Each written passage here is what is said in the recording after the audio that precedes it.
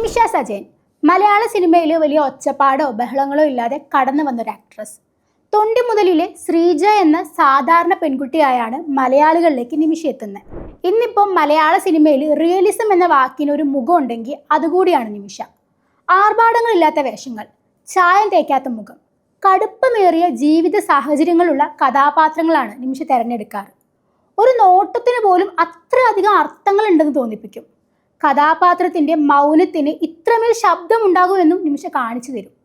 അഭിനയിക്കുന്നതിന് പകരം ആ കഥാപാത്രമായി ജീവിക്കുക, അതാണ് നിമിഷയുടെ മാജിക്.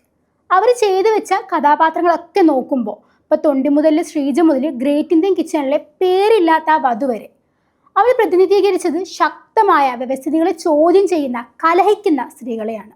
നായാട്ടിലെ നിസ്സഹായാവസ്ഥയും ചോലയിലെ ജാനകിയും വരെ ആ മുഖത്ത് വന്നു നിന്നതൊക്കെ ഒറിജിനൽ വികാരങ്ങളാണ്. ഒരു കുപ്രസിദ്ധ പയ്യനിലെ അഡ്വക്കേറ്റും മാലിക്കിലെ റോസ്ലിനും തുടങ്ങി കരുത്തുറ്റ കഥാപാത്രങ്ങളിൽ നിമിഷയുടെ സെലക്ഷൻ എപ്പോഴും വേറിട്ട് നിൽക്കും. തമിഴിലും ഹിന്ദിയിലും ക്യാരക്ടേഴ്സിനെ ചൂസ് ചെയ്യുമ്പോഴും ആ റിയലിസ്റ്റിക് ടച്ച് നിമിഷ കൈവിട്ടിട്ടില്ല. സ്റ്റീരിയോ ടൈപ്പുകളെ തകർത്തു പോകുന്നൊരു നടി.